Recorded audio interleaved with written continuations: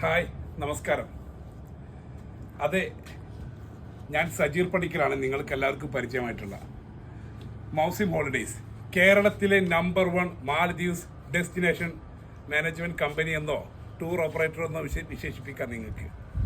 സുഹൃത്തുക്കളെ, ഞാൻ ഇപ്പോൾ ഉള്ളത് മാലദ്വീപ്സിലാണ്. ഇന്ന് ജൂൺ 4-ാം തീയതി. ഞാൻ ഏകദേശം നമ്മുടെ നാട്ടിൽ അടിപൊളി മഴയും പേമാരിയും മേഘവിസ്ഫോടനങ്ങളും ഒക്കെ ആയിട്ട് ഇരിക്കുമ്പോഴാണ് ഇവിടെ എത്തിയത്.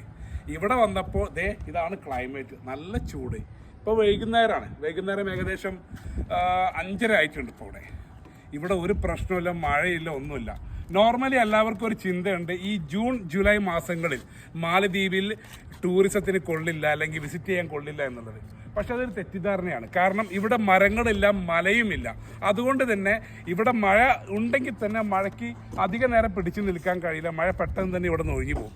സോ ജൂൺ ജൂലൈ മാസങ്ങളിൽ നിങ്ങൾക്ക് ടൂറിസത്തിന് ഏറ്റവും പറ്റിയ സ്ഥലമാണ് മാലദ്വീപ്സ്. മാത്രമല്ല ഈ സമയത്ത് ഇത് ഓഫ് സീസൺ ആയതുകൊണ്ട് തന്നെ നല്ല റേറ്റ് കുറഞ്ഞിട്ട് നല്ല ഓഫർ പ്രൈസിൽ നിങ്ങൾക്ക് പാക്കേജ് എടുക്കാനും കഴിയും.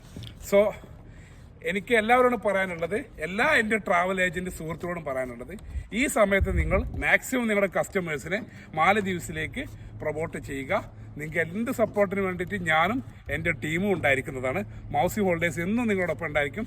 Thank you.